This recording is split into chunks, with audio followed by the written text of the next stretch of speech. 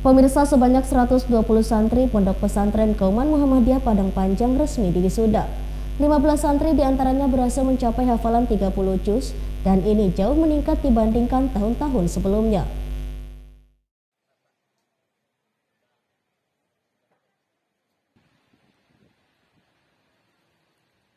Pondok Pesantren Muhammadiyah Kota Padang Panjang menggelar wisuda tahfiz ke-11 di Komplek Perguruan Kauman Muhammadiyah Padang Panjang. Wakil Wali Kota Padang Panjang, Asrul, dan sejumlah pejabat dari OPD dan instansi terkait turut menghadiri wisuda yang digelar meriah ini. Sebanyak 121 santri dari MTS dan MA mengikuti wisuda tahfiz dan kali ini mengalami peningkatan secara kualitas dan kuantitas. Ada 15 santri yang berhasil mencapai 30 juz hafalan. Jumlah ini lebih tinggi dari tahun sebelumnya yang hanya 8 santri mencapai 30 juz. Menghafal Al-Quran bukan perkara mudah, butuh ketelatenan, keseriusan pada Al-Quran.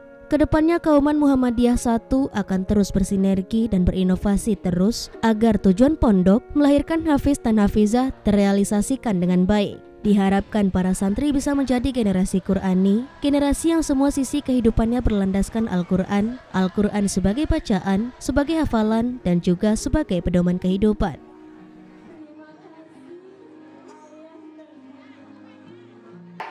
Benar kita dari Pondok Pesantren Kauman Muhammadiyah Padang Panjang mengadakan kegiatan haflah setiap tahun di akhir dari tahun pelajaran kelas 12 dari santri kita.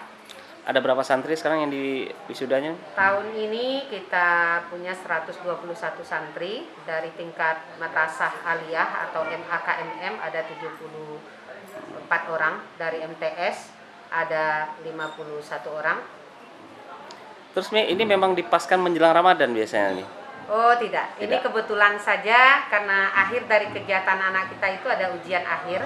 Jadi setelah ujian akhir maka anak-anak kita melaksanakan kegiatan haflah tahfiz Al-Quran.